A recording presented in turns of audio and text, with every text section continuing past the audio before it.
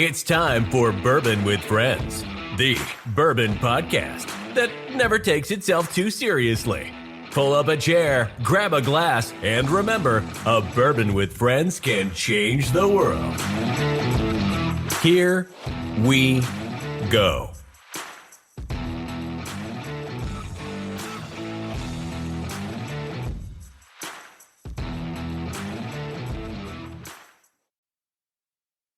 Hey, everybody. Welcome to Bourbon with Friends. Myself, Adrian, and Martin are here to talk spirits around the world and if a bourbon with friends can change the world. How's everybody doing? Awesome. Doing good, man. Great answer. Well, one energetic and one's... That was, yeah. Well, I'll tell you why. let me share something, Brian. I actually have a question, Brian, because you're a man of nature, right?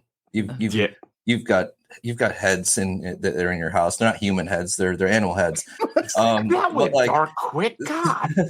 No. So how long does it take for baby birds to start flying? Because I've got a nest and the mom keeps attacking me. It's like literally over the doorway of my apartment. And every time I walk in, and like we can't even walk in that way anymore. So I'm just curious, how long does that take? Depends on the type of bird, technically. Okay. Maybe like 2 weeks. It's a swallow. I'm going to guess 2 weeks. 2 weeks? Yeah, three weeks max. Is there a way to speed that up? No. Okay. I mean, yes, but we're not going to go into that because That's going to get appropriate. Way darker. Yeah. Okay. I just didn't know how we could, kind of advance nature right here on the podcast, because that would be amazing. But no, I do understand why it is happening. Obviously, the mother's being very protective of her babies. It's all about family, which I think brings us very much, very naturally, totally unplanned into our guest today. If you want to bring her on in, Joyce Nethery of Jeptha Distillery. How are you doing? Oh, I'm doing Joyce. great. How are you all doing? Doing Thanks awesome. for having me. Fantastic. Yeah, Absolutely. Bird families, human families, bourbon families. It all comes together. I thought there was a lineage there. Yeah. Didn't solve my problem, but we talked about it at least a little bit. So yeah, the birds are going to be what the birds are. They definitely are. I'll eventually be able to go in my apartment the easy way and not have to walk all the way around and take my groceries in. So that's fun. Yeah, that's fun. Well, anyways, welcome. Thank you. I'm excited to be joining you. We're excited to have you. So I obviously read up a little bit before I do these things, and I saw that you are a chemical engineer by trade. So how did you decide that that's what you wanted to do? Well, that gets into our whole story. And going back to the birds at the apartment, we are a family, and the whole family is involved in what we're doing at Jeptha. So my background is I do have a master's degree in chemical engineering from University of Louisville Speed Scientific School. Awesome. And my first job out of school was as a process engineer for a chemical company called Rome and Haas, which is now part of DuPont. And I was distilling methyl methacrylate there. So methyl methacrylate is a founding monomer in lots of different plastics and plastics additives. Specifically, that acrylic fingernails, a lot of dental appliances are all made with MMA. And what I have found over time is if I am distilling MMA for plastic, or if I am distilling ethanol for bourbon, the principles and applications and techniques are all very, very similar. But bourbon is a lot more fun. I would not argue. I would not argue that notion. Plastic bourbon, yeah, I can see. Yeah, One bit. So I was an engineer for many years, and I left engineering when my children were small to become a high school chemistry and physics teacher. So there, classroom management skills, super important. I loved physics in high school. That was one of my favorite classes. It's so cool. Yes. But teaching classroom management skills, super important. And when we have bachelor and bachelorette parties that come into the distillery, those same skills come into play. Got about the same kind of mentality going on there sometimes. Okay. So I taught for many years, and then I left teaching when my husband started some other companies, and I left to become his chief financial officer. So there I was dealing with accounts payable and accounts receivable and cash flow. Super important. I learned a lot of those business skills that no business can be successful without. So as I look at my career, I find it really serendipitous how all those things come together to be able to run the distillery. But the distillery was my husband's idea. Oh, and he grew up as a dairy farmer. Okay. And just to connect to the heads in Brian's home, I'm suspecting they're probably deer heads. Maybe? It's all around the world, yeah. Oh, okay. All around. Gotcha. There's a lot of animals. We're kind of like that too. Rugs. The company name is Rutten Strut Distillery. So the opening day of deer season is almost like a literal holiday in my household. So it's a big, big deal. And so watching the deer and the turkey is something that we do literally for fun and entertainment. But my husband grew up as a dairy farmer, and we had a dairy of our own for a while. And it got to the point where the feed bill exceeded the revenue from the milk. And, it's like, no, this cannot continue. So we stopped the dairy, but we kept the farm. We managed to keep the land and the tractors and the corn planters and all those pieces. And it got to the point where my husband was like, a distillery, that's a great idea. Let's do a distillery. I was like, kind of crazy. But that combination of his agricultural skills with my engineering, we got to the point, well, yeah, a distillery would be a fabulous idea. And then with my daughter's expertise and knowledge and skills in marketing and sales, it's just all coming together.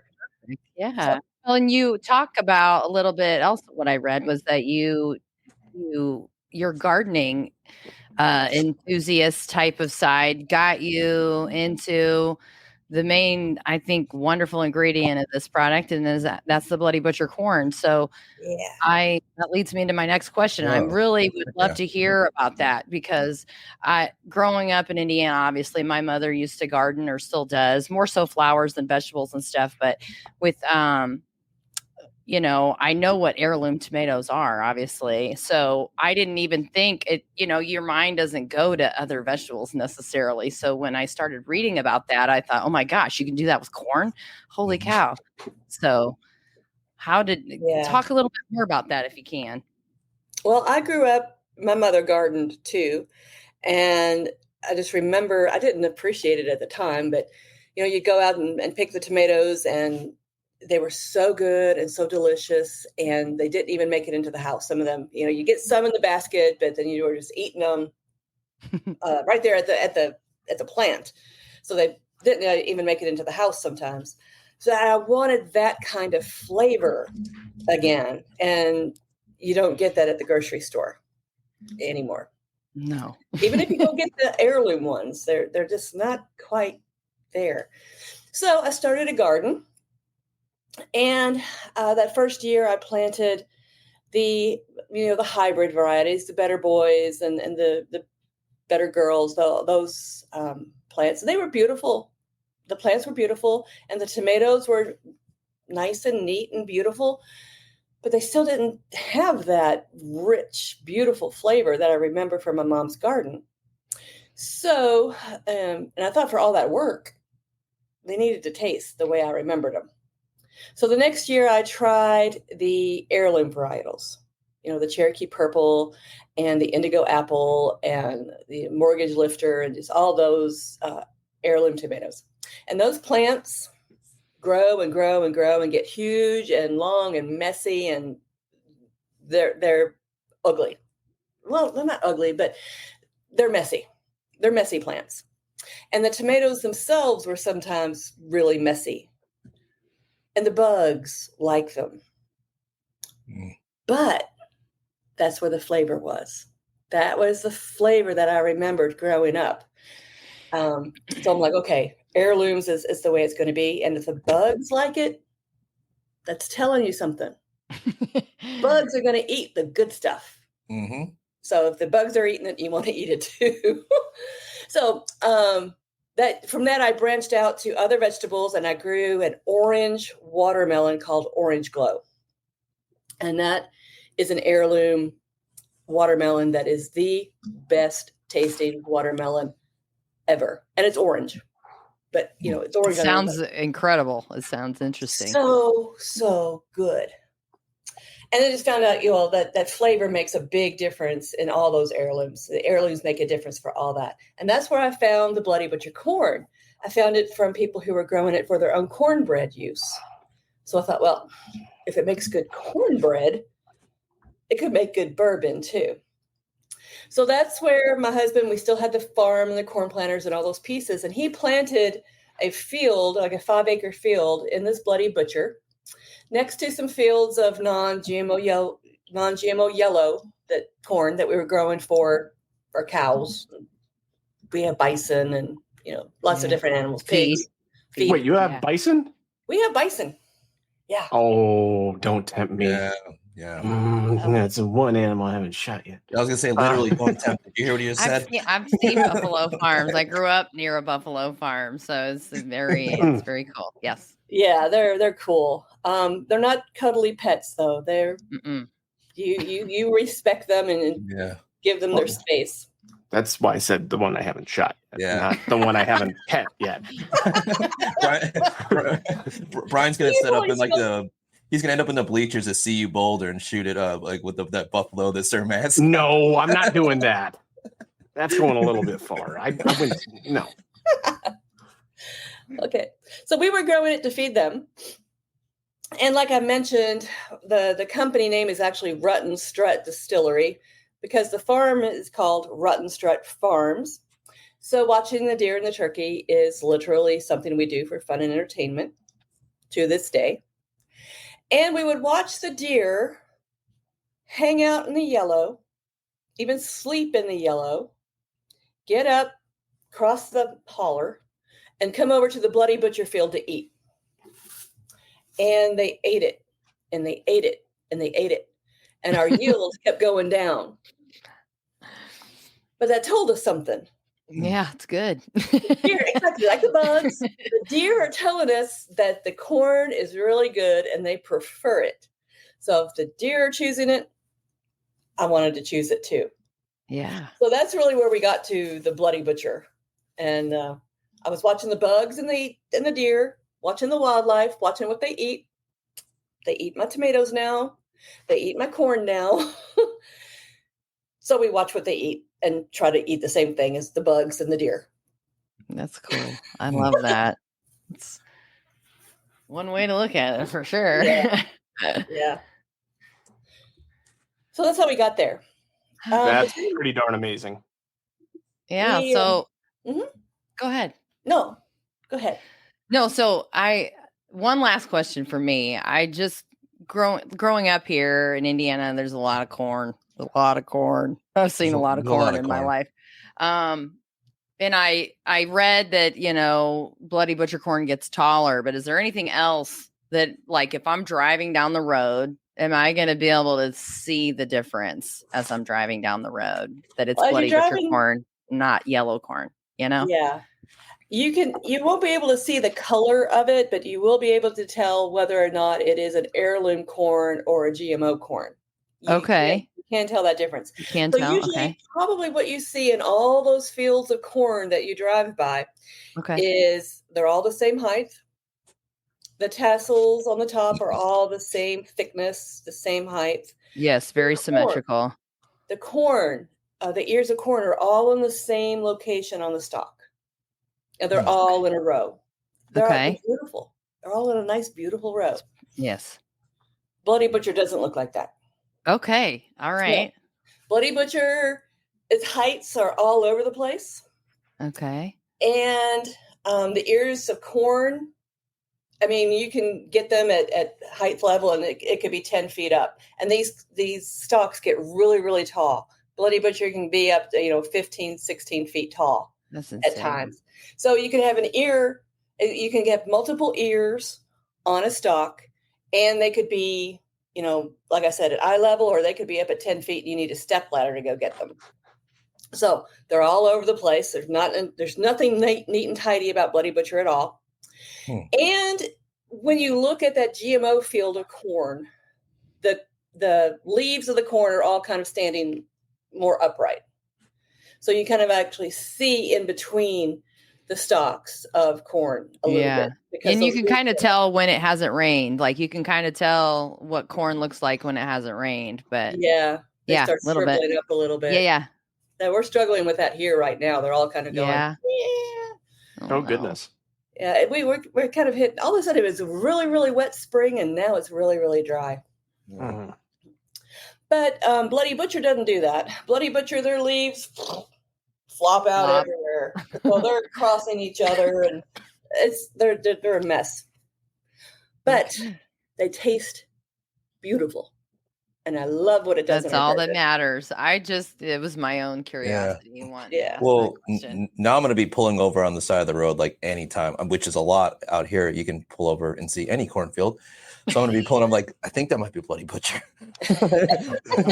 Like, my friends will be like, "Can you just keep driving?" Like, if you see that field of corn and it's a mess, and the ears are all over the place, and you got a huge amount of tassel up there on top, so a lot of pollen falling everywhere. It might be. It could probably be an heirloom corn.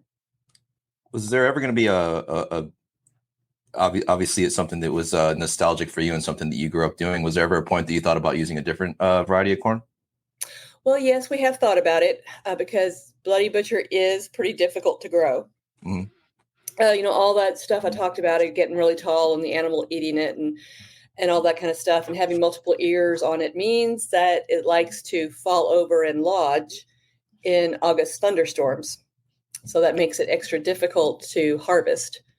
And it makes it extra easy for the deer and the wildlife, the raccoons, the squirrels, and everybody to come in, and the turkey come in and get it. Yeah. So we have thought about it, and we have branched out, and we've grown some other varietals of corn. And in fact, in our red, white, and blue corn, red, white, and blue bourbon, that is literally made with red corn, white corn, and blue corn. We are growing all those varietals. So that is actually the Bloody Butcher. The Hickory King is the white. And then my husband kind of developed his own Bruce's Blue. Blue. Wow. Yeah. So it's a combination of Blue Hopi and Blue Claridge. Okay. So that sounds amazing, so cool. To be honest. Yeah, it's really, really cool. It is. So we branched out, and we're growing lots of different varietals, and we have different corn bourbons laid down that we'll be coming out with in the future. Oh, that's amazing. We've laid down some of that Bruce's Blue bourbon. It's pretty neat. That's awesome. That's and the Hickory King bourbon. Those are both laid down. Yeah. Get to age for a while though. I'm interested in that. There hasn't been a blue corn bourbon that I've met yet that I just didn't love. I just think there's something there's a lot of depth to that one. I've only had one red corn, which I think was still Austin. And that one was very good. But a blue corn, I'm a big fan of, so I'm excited about that. Balcones makes red corn. Do that? Because I have the blue corn on my shelf back here, and I love that one. They make a red corn. Do they? Yeah, it took me a second. I was trying to figure it out. I'm like, I know I've seen it somewhere. I've never had it. They're doing weird stuff on the shelf. Yeah. I know there are other places that use some Bloody Butcher. To our knowledge, we are the largest grower of Bloody Butcher, and are definitely the only ones that I know of that are using it in all of our bourbon expressions. And we use it to make our vodka. Oh, wow. Oh. So our vodka is made 100% out of the Bloody Butcher corn, which gives it a beautiful, unique flavor profile. I like to say it's the cleanest, purest expression of Bloody Butcher. That's interesting. I love that, and I'm terrified of that comment at the same time. That's scary. So going back into a science question, I'm a little bit of a science nerd. I love the distillation process. I love everything that you guys have going on. But is there a specific yeast you guys are using? Are you doing homegrown yeast? Are you getting just a distiller's yeast for this process? Based off your background, I figured I had to ask this question. Yeah, no, that's a beautiful question. We have chosen up to this point that our pieces of uniqueness and our expressions are all derived from the Kentucky soil. It's all derived from the corns, the different varietals of corn. That's how we've chosen to differentiate ourselves up to so far. So the yeast that we are using is a commercially available distiller's yeast. I get this yeast from Firm Solutions in Danville, Kentucky, so it's still within Kentucky. And but it's a commercially available distiller's bourbon yeast. So Okay. In the future, we might branch out, and that's one of the things we're thinking about. We have a brand. It's called Bloody Butcher's Creed, which is our local, just our special experiments and local releases here at the distillery. And we're thinking, well, experimenting with different yeasts is probably the next route we're going to be going. I don't know if we're going to get all the way to our own, local wild yeast or anything and trying to work with that. I have delved into sourdough bread and some of those kinds of things. And right. I just personally have found it sometimes that the wild yeast is a little bit too sour. And so I haven't refined that practice down quite yet, but that's the next area we're going to go into, probably. Well, I mean, that's amazing. You guys are providing some phenomenal products and doing it the best way possible that you guys know how to, especially with your background, your husband's background, and your daughter. Everybody in your family is doing phenomenal things with your marketing, your concepts, pushing it in the right direction. So thank you for doing that. And thank you for answering that question, because thank you. Like I said, a little bit of a nerd and really like to learn what people are doing. Only a little bit. Well, don't get them started.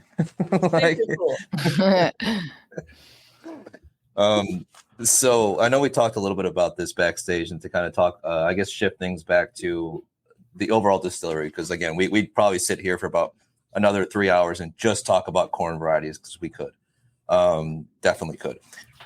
We talked a little bit backstage about how your motto, never forget, in Gaelic, Oublie. That's actually my clan's, Graham clan's crest. It's on our crest.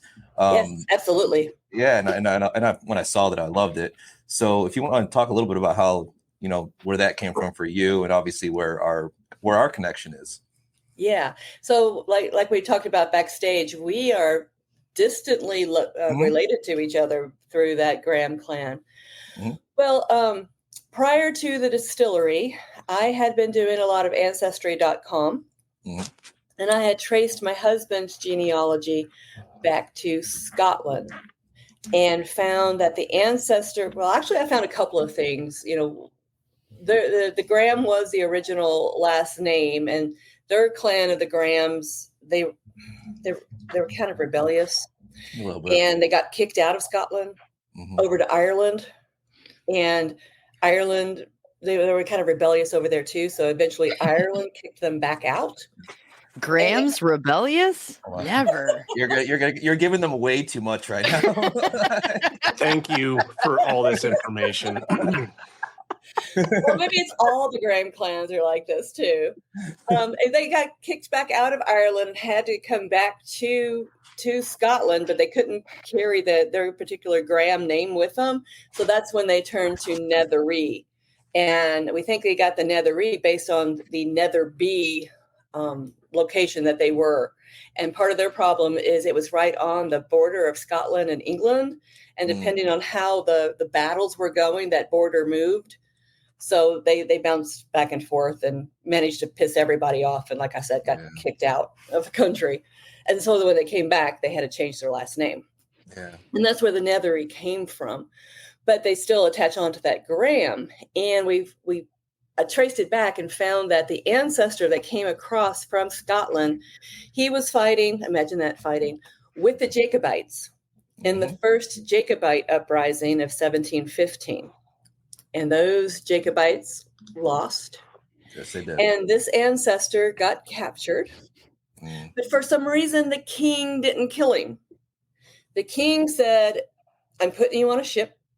You're crossing the Atlantic and becoming an indentured servant in the colonies. Mm-hmm. So he got sent over to Maryland and was over there. So under those circumstances, he couldn't go home and get the crest. So the motto and crest stayed in Scotland. Yep. Well, when we first started, we thought that my daughter Autumn was going to be our master distiller. And at the time, she was underage, and we found no place for her to go to school in this country because she was underage to study distilling bourbon, at that time. Luckily, that's changing, but at that time, there was no place for her to go. So we sent her to Edinburgh, Scotland, where she studied at Harriet Watt University, and she learned lots of things while she was over there. One of the things she learned, she does not like chemistry. Yeah. Fair enough. Fair. Well, that was a problem for Master Distiller. She came home and finished her degree in her true love and true passion, which is marketing and sales. So she's doing a fabulous job with those pieces. So now I like to call her my master marketer. But while she was over there, the other thing she found was that family motto and crest. Mm-hmm. And that motto is, like you said, the Oublie, which is ancient Scottish Celtic for don't forget. Mm-hmm. So she called home, told my husband about it, and my husband got literal goosebumps because he can remember his great-grandfather talking to him and saying, now, boy, don't you forget where you come from. Mm-hmm. So it was a family value that had come up through the generations, even though the crest was left in Scotland. Mm-hmm. So we found that to be very powerful and very much about who we are. So on our custom bourbon bottle here, we designed this. Autumn says that she spent a year of her life designing this bottle. So we put Ne Oublie on the bottom of the bottle. It's right there. Yep. So now you can Ne Oublie, not forget where you come from. Exactly. And Ne Oublie, not forget to get your next bottle. Nope. Oh, Or your mouse mat, because I have it on my mouse mat as well. So. Oh, that's beautiful. I love that. Yeah. you show off. Yeah, that's so cool. That's I have it everywhere. You got to get our vodka too, because we have the whole crest on the top of the vodka label. That's so cool. It's cool. I don't think my family did that with ours. Well, I don't know. I mean, you I guys love the bottle, by the way. I love the bottle. Yeah. Well, the design of the bottle is also based on that Celtic heritage, and it's based on the tree of life. So the bottom of the bottle, these are the roots of the tree binding us to the past. The label area, this is the trunk of the tree, which is the present. And then the top of the bottle, these are the branches of the tree reaching out to the future. So we've got past, present, and future designed into the bottle itself. And then on the front and the back, we have the Celtic Trinity knot. So past, present, future, or God the Father, the Son, and the Holy Ghost. Absolutely love that. Designed into the bottle itself. So if you guys aren't watching this, and this one will be released so you guys can see this out, Joyce was holding up the bottle and explaining it to you guys in depth, and it's pretty amazing her holding the bottle and explaining it. So it's a phenomenal bottle. Yeah. Oh, thank you. We're so proud of it. So proud of it. I like the refractive index too. So if you want to talk about the glass and get science and nerdy about the bottle itself, it's got a beautiful refractive index going on. Trust me, I want to, but I know we don't have time for that. Yeah, we're a group of these people who, like, when we walk into a bar and someone's just like, "Do you know what you're going to drink?" I'm like, "I knew what I was going to drink when I walked in because I know bottle shapes." And so, like, the minute I walk in, I'm like scanning bars for bottle shapes, because to me that is not necessarily the main ingredient, but it's something that I love so much. And when there's so much thought like that put into a bottle shape, into the design, into the label, it speaks volumes about what the liquid's going to be inside. I mean, it's very rare that you have something that's just like this amazingly designed bottle that you're going to pick it up, drink, and be like, no. It's just like it's always going to have passion behind everything, really. So, and I love that about that. Yeah, I love that too. Yeah, I loved reading about all of that. It was Yeah. Well, we are kind of control freaks, so we've got to have our finger on all kinds of different aspects of what we got going on. I know the feeling.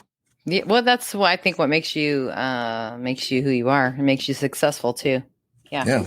Super important. Thank you. Absolutely. So speaking of craft, because I think that's kind of where we've led to, there's been a crazy boom in craft distilleries in the last, so let's say 10 years, because it feels like it's been a lot quicker than that, but it has been in the last 10 years. There's been a crazy boom.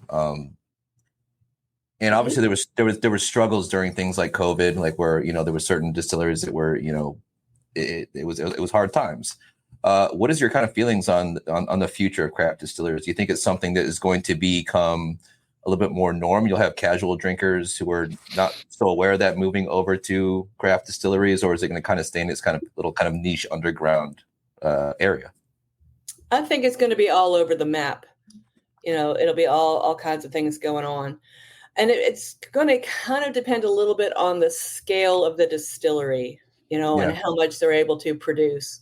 If they're producing 1 barrel a week, well, then, you're not going to see them and find them nationally.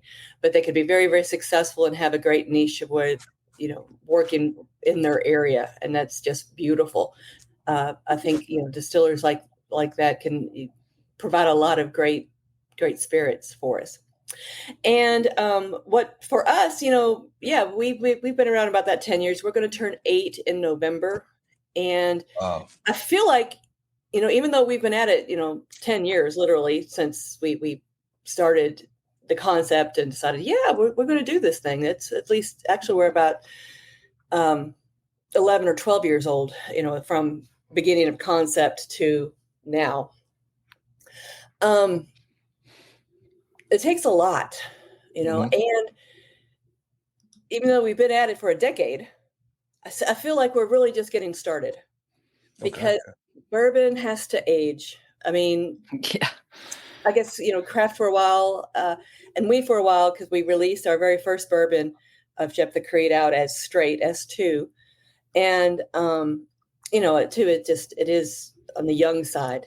But luckily that bourbon's gotten to age up as we've aged up. So now all of our bourbons, everything you're going to find on the shelf from Jeptha Creed is a minimum of 4 years old. And in practical application, everything's almost at least 5. With our weeded, which I think everybody has a sample of, is a minimum 6 years old. Oh, that's amazing. Yeah. It's absolutely phenomenal. Thank you. So just to finish the question, I think craft is going to find beautiful niches all over the place and at all different kinds of scales. And that hopefully, like Jeptha Creed, hopefully we are going to be able to reach a state where you can find us in a pretty wide range. Because this year we are branching out into Texas and Colorado. Nice. Hey, fun. Colorado. We I know are someone in there. Indiana. Yep. And we're branching into Florida and Georgia. Oh, fantastic. We're expanding a lot this year. So soon, hopefully, you will be able to find us pretty, in a big, big region of the country. Oh, that's phenomenal. That's awesome. It's great news. Yeah. It's always exciting seeing other distillers get their product out there in the best way that they can, and then providing this phenomenal liquid of the nectars. Yeah, you get to try all kinds of different techniques and grains. And I know there's a lot of, small grain rye things going on across the country that is getting made into different whiskeys and into bourbons. And there's just going to be some beautiful stuff coming out of the craft area. It's super exciting. It really is. It's something that, and Brian knows this, is when I moved to Colorado, I was someone who was very much into single malt Scotch, and it's harder to find there. So I kind of moved into let me see what's local. Let me see what's happening locally here. So I'm like, let me find some of these craft distilleries. So there was a lot that I found there. And then it was just like it was just a tumble from there, just craft distilleries that I find it's the most exciting thing for me. So to hear it from you that, you feel that kind of energy coming from that, I think it's really wonderful. Yeah. I think the craft guys, we just have to endure, the business financially. Yeah. To get to the point where our bourbon is aged up and is out there to win everybody over. Yeah. Absolutely. Super excited. So a question for you. What's the most common misconception about starting your own distillery, you think? Oh, that you're just going to get to have fun and drink your product all the time. Yeah. Yeah. See that? Not that it's not fun, and not that you don't get to taste your product all the time, but it's not just sitting around the still, enjoying like clinking glasses. Yeah, it's not that. There's a whole lot of work to it, and there are a whole lot of pieces that you have to put together. And actually, that marketing plan and getting distribution in different states, there's a shit ton of paperwork. I was gonna say that's a big deal. I mean, Yes. Yeah. You got to love the TTB. Oh yes, we do. Yes. And there's regulations everywhere, all over the place, and different states are at different levels. Luckily, Kentucky is kind of leading the way. We already are able to do some self-distribution. So hopefully a lot of those prohibition era laws are going to change across the country. And we get to have a more level playing field. That would be amazing. Yeah. They just started selling alcohol in Indiana on Sunday, like 2 years ago. So we understand. Yeah. we used to have understand. We used to have to go to Illinois on a Sunday. Like, we're just like, it's time to go across the border. Or Ohio or Michigan, Yeah. Like we're very closest to. Yeah. Yep. Yeah. It's so you mentioned it earlier too. And like off of Brian's question is that what on the inception of Jeptha Creed is the vision exactly where you think it is right now, or is it drastically different than what you had envisioned when you first started this, like today, like thinking about it today? We're bigger and doing more production and have a lot more happening than what we had originally envisioned. So what we had originally envisioned was smaller. Okay. Smaller volume, and luckily we've gotten to be able to expand. So I started out with just 4 1,000-gallon fermenters. But since then we've expanded, and I've added 4 2,000-gallon fermenters. So we've gone from being able to distill like 1 to 2 barrels a day to 9 barrels a day. So quite an increase there.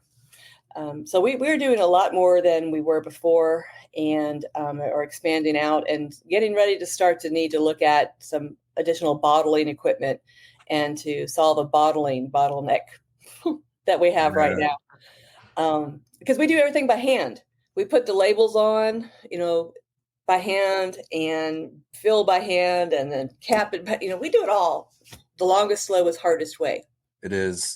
Yeah, and we're to a point where, luckily, thank goodness, we need to figure out. And I keep telling my team, is that these are good problems to have. They are good problems. Yeah. These are solving all these bottlenecks and smoothing things out and getting more efficient. These are all good problems to have. We can do it.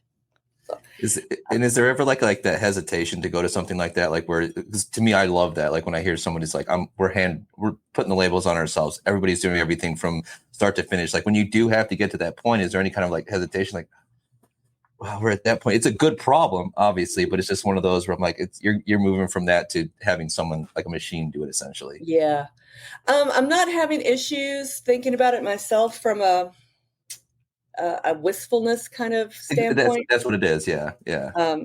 No, it's more of a pocketbook kind of standpoint. Mm-hmm. So it's going to require an investment in machinery and equipment and training, and then I need another building, and you got to solve a lot of those kinds of issues with it. Yeah. But that's where we're at. So it's another good problem to solve. Again, good problem. Yeah, it's a very good problem. Absolutely. So we normally jump into this next question and to throw you off a little bit. Okay. It's something that we ask all of our guests.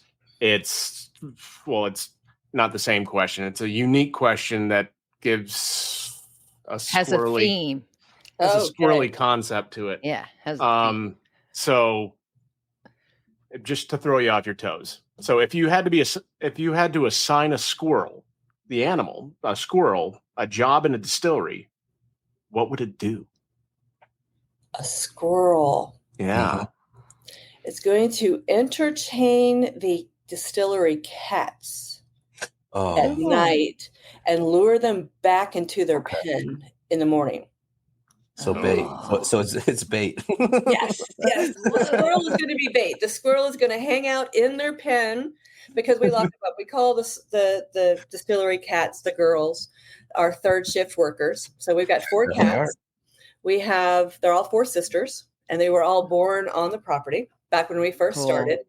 And we were spreading straw to get the grass to grow, and pulled up a bale, and there was 4 kittens there, and they just opened their eyes. And we couldn't find Mom. Didn't know where Mom was, and we needed a cat in the distillery for the mice. Anyway. Yes. So we brought them up to the distillery, and all the distillers and, everybody took turns bottle feeding them. And like I said, they're 4 sisters, and their names are wheat, rye, malt, and barley. Oh, that's amazing. Yes. It's a mash. It's a whole mash bill. And we keep them pinned up during the day because we don't want them to get run over by the forklift or anything like that. But we let them out at night when everything gets shut down so that they can be the third shift workers and catch mice in the warehouse. That's awesome. But they don't necessarily want to come back into the pen when it's time for the distillers to come in and get things started up. So they get cussed at sometimes because they keep running around. So I would use that squirrel and ask that squirrel to make its home inside the cat pen so that the cat can come in and play with it and get themselves up easier in the mornings. Oh, that's a great answer. That's Gosh, awesome. I love That was pretty good. Yeah, that was a good one. I wasn't expecting it. No. I was like, So clever. They're gonna run the mash tun. I was thinking about that, and then I'm like, oh God, it's gonna die. Yeah. No, that's what I came to. The cats would be attracted to the squirrel. So that's how that we makes do sense. Perfect. This is great. So another thing that we always love to ask our guests is, what is your earliest or most favorite whiskey experience or memory? Like, you could be a childhood memory. It could be not childhood. anything. Well, some people have childhood memories. I mean, yeah. Well, early childhood, it wouldn't have been a good memory. It would have been of my grandfather having some whiskey, and he also would have a martini with vermouth and all those pieces and olives. And at the time, I thought, oh, gross, disgusting. I don't necessarily feel that way now, but good memory or a good thought with bourbon and whiskey would be as we were starting this process of doing our own distillery and getting the whole family on board. We needed Autumn and my son to be on board with us. And like I said, she was underage at the time. So it's like she had no experience with bourbon, Well, to my knowledge, she didn't. She might tell you something different on her own, but I didn't know it at the time. So we took her to Woodford Reserve and took a tour of Woodford Reserve, and she got to see the whole process. And they took her behind the scenes and told her all the different pieces, and it just gave her this beautiful tour of Woodford Reserve, and she fell in love with the industry through that. And so we're super appreciative of them and everything that they've done. And that's our beginning memory, really, especially as a family, to get into the bourbon industry through Woodford. I love that. That's amazing. Yeah. So we always ask one more question. It's just our final question of the night. Is there anything exciting, or some people are anticipating a release, or you guys are anticipating a release that you want to talk about or share with Jeptha Creed? Ignored my last one. Well, let me tell you about the name. Okay. Please. So, our home farm is located, it was where we still live, is located at the foothills of some hills here in Shelby County called the Jeptha Knobs. And those knobs were named by Squire Boone and Daniel Boone when they came in and explored Kentucky in the late 1700s. They were attracted to those hills because there was a salt lick up there. So that's where the buffalo and the deer and the turkey were. And so I like to say it was the grocery store of their day. And we found documentation that says they named him Jeptha after a biblical warrior in Judges 11. Whoa. So we want to be all about our local history, heritage, and culture.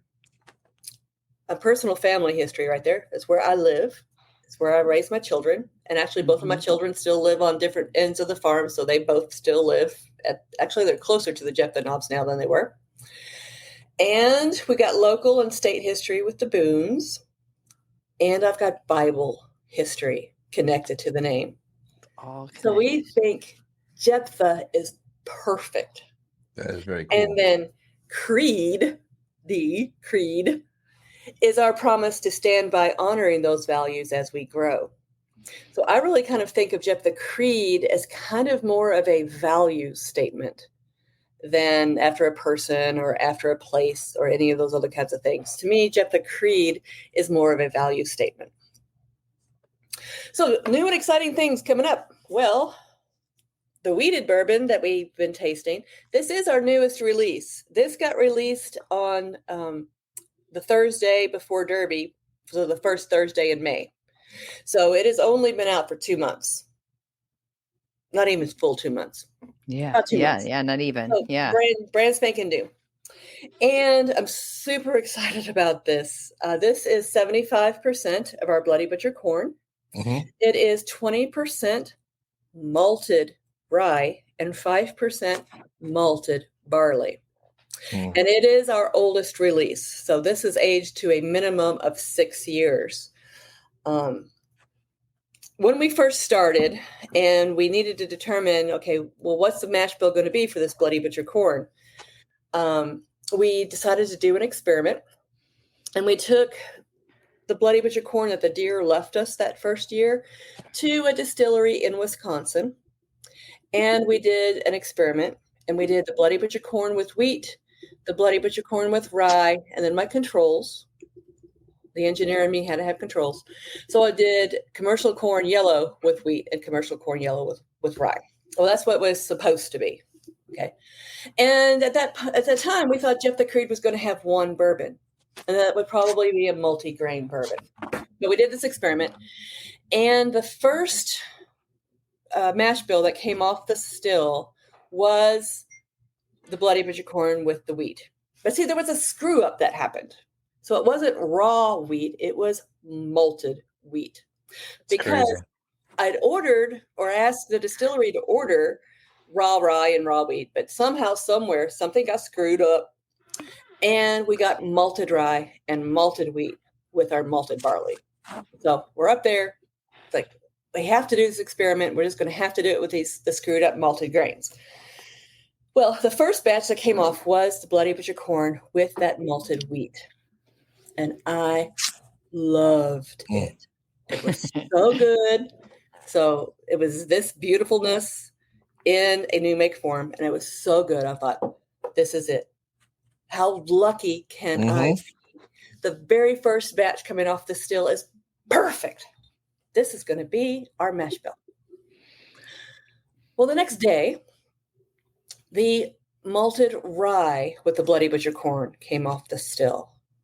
And my husband loved it. And he's like, no, our mash bill can't be the wheat. It needs to be the rye. I'm like, no. So we had a little discussion. There was a conversation. And we ended that experiment with Jeptha Creed ultimately having 3 bourbons. The wheated for me, the rye for him, and the 4 grain that we'd really envisioned in the first place. That's how we got them all. So we released them in opposite order. So the 4 grain came out first. I had that one. And it is now a minimum of 4. almost, like I said, practically 5. Then we have the bottle and bond, which is the rye traditional mash bill. And that is, obviously following all the bottle and bond requirements, a minimum of 4 years aged in the barrel. And now the wheated.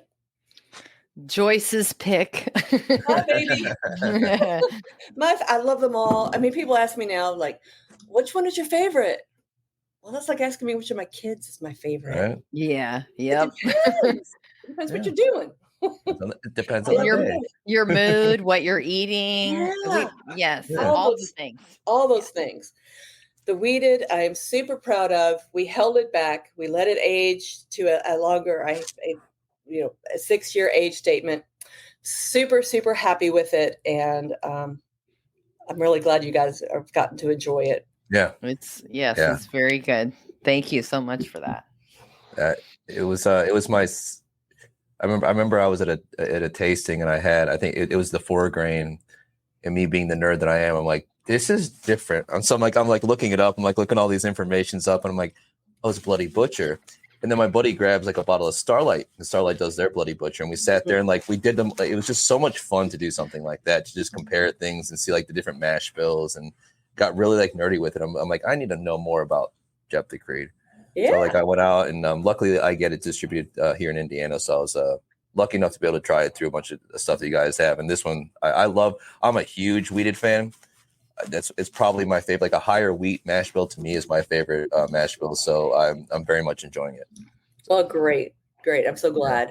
Yeah, absolutely. I think I'm really, really happy with this. I think the Bloody Butcher gets to particularly shine in this wheated. I mean, it shines in all of it, but particularly in this wheated, because you can tell it's definitely in that wheated category, but it's got a lot more flavor, I think, and depth to it than I think a lot of other wheateds have. So I'm super, super proud of it.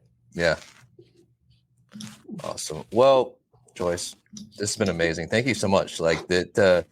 Be able to sit here and talk and like really get into like the nitty gritty of things like this.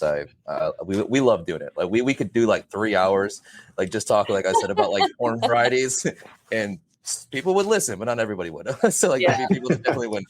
So we want to thank you so much. If you guys want, obviously visit Jeptha Creed on the website. If it's in your states, how many states are they in right now? You said we're going to be in about 10 now.